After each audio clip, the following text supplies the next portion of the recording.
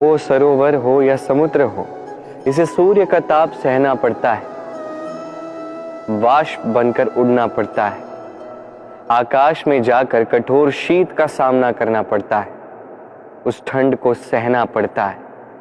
तत्पश्चात ये वर्षा बनकर हम पे बरसती है, किसी की प्यास बुझाती है तो किसी को आस दे जाती।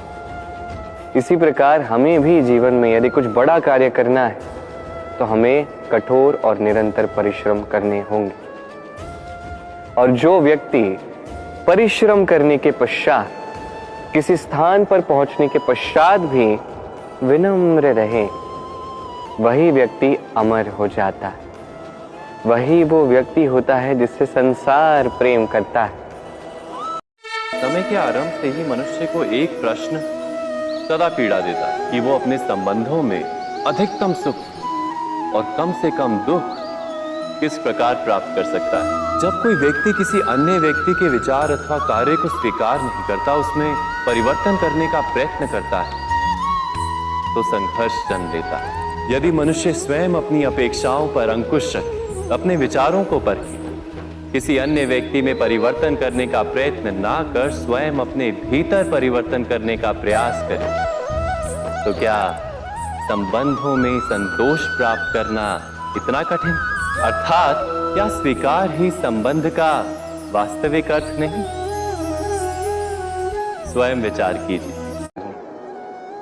अब कुछ लोग तो जीवन ऐसे जीते हैं जैसे इनका कभी अंत ही नहीं होगा, किंतु अंत सभी का होगा। और जब ये अंत निकट आता है, मनुष्य को आभास होता है कि उसने जीवन जिया ही नहीं। इसका कारण क्या है? लालसा। लालसा जन्म देती है लालच को, लालच जन्म देता है आपके ही विनाश को। इसलिए आज आपके पास जो भी है, जैसा भी है, उसके साथ जीवन जी, पूर्ण रूप से जीवन जी।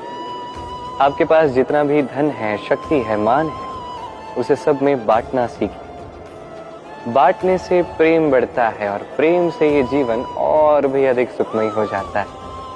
तो आइए और इसी प्रेम के साथ कहिए राधे राधे। संस्कार और शिक्षा से बनता है मनुष्य का चरित्र। अर्थात माता पिता अपनी संतानों का जैसा चरित्र बनाते हैं, कैसा ही बनता है उनका भविष्य।